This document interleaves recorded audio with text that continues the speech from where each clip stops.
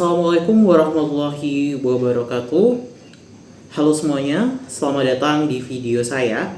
Perkenalkan, saya Maulana Alfredo Aziz, mahasiswa Psikologi Islam semester 6. Hari ini kita akan sedikit membahas sebuah topik yang sangat fundamental dalam kesehatan mental, namun seringkali menjadi tantangan besar bagi setiap manusia, yaitu pemaafan atau forgiveness.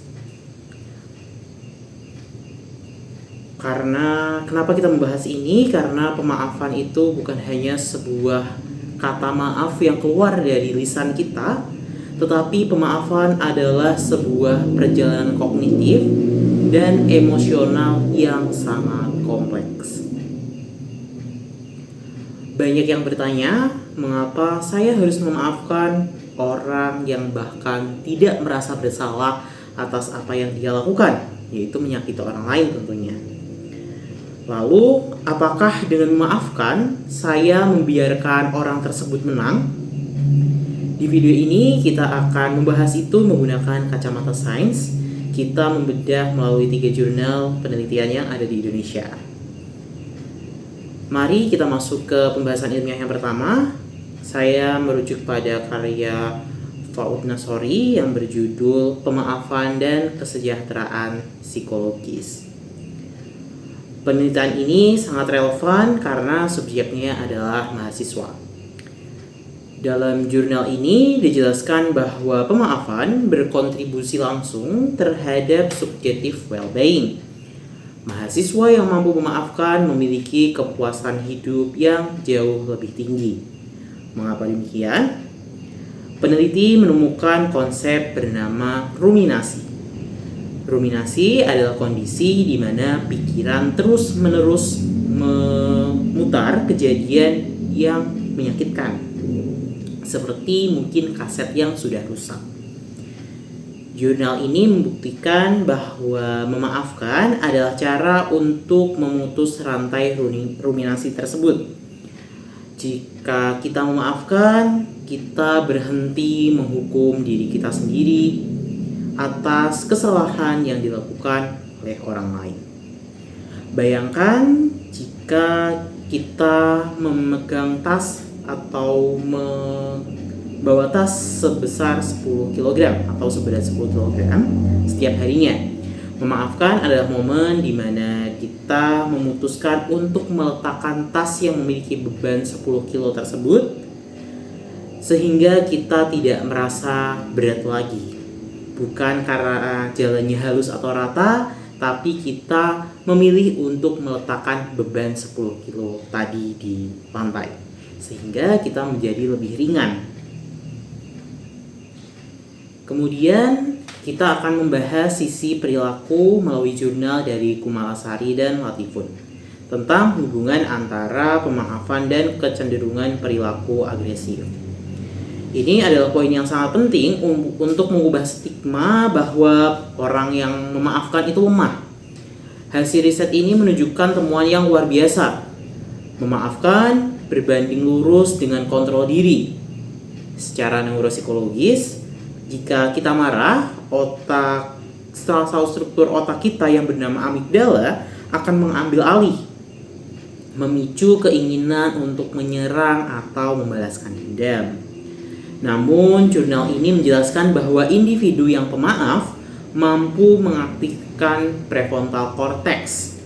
Prefrontal cortex adalah pusat logika dan kendali diri seseorang. Artinya, orang yang memaafkan sebenarnya adalah orang yang sangat kuat. Mereka memiliki kendali penuh atas perilakunya.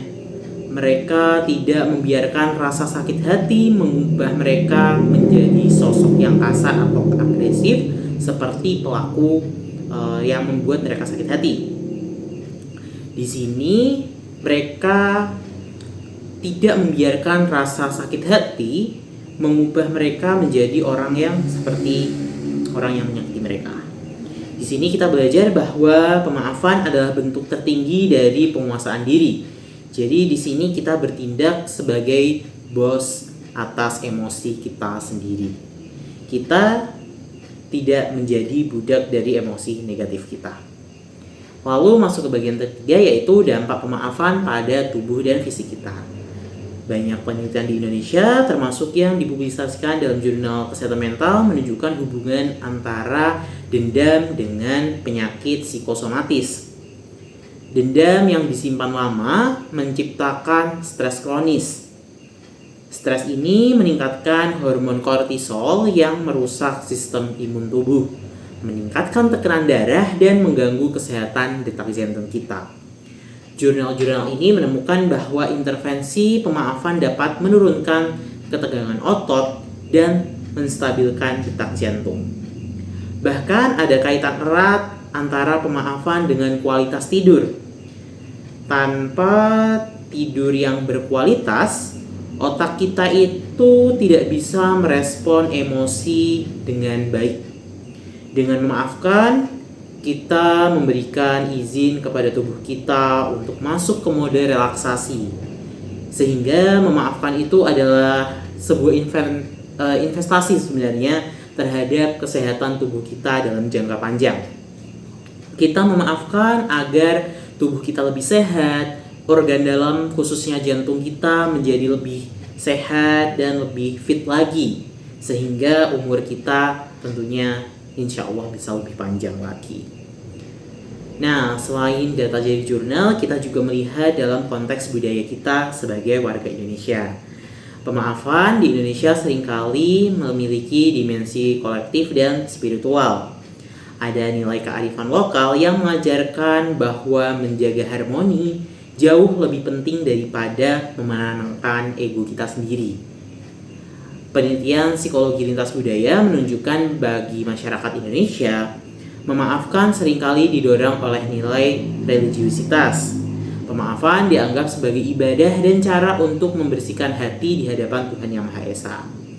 Dimensi spiritual ini memberikan kekuatan tambahan bagi seseorang untuk merelakan sesuatu yang secara logika sebenarnya sulit untuk dimaafkan, atau mungkin bisa disebut sebagai ikhlas ya. Ini adalah kekuatan unik yang kita miliki sebagai bangsa yang religius dan menjunjung tinggi nilai kekeluargaan. Nah, mungkin saat ini kita berpikir, saya bilang tidak apa-apa, memaafkan itu adalah sebuah proses, bukan percobaan lari.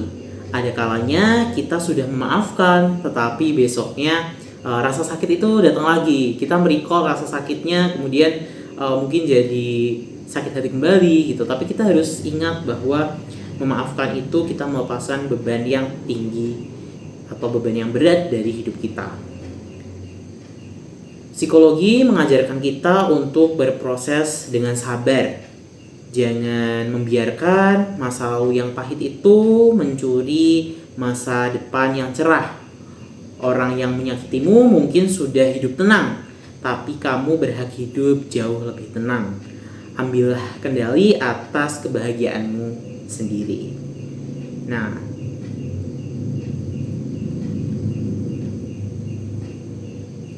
kemudian bagaimana langkah nyata untuk memaafkan? Kita bisa menggunakan teknik REACH yang sering dibahas dalam intervensi psikologi. Yang pertama adalah recall atau ingat kembali.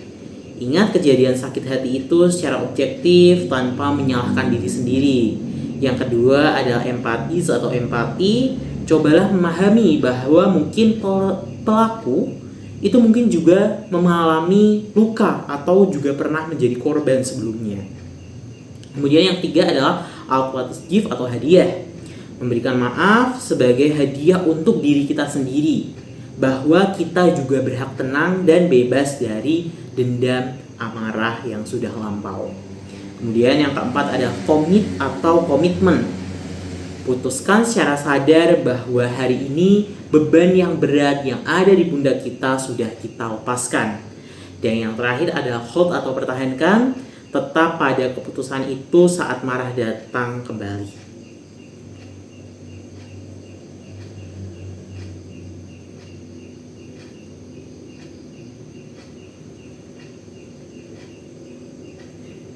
Demikian paparan dari saya. Semoga apa yang saya sampaikan tadi dapat memberikan sudut pandang baru.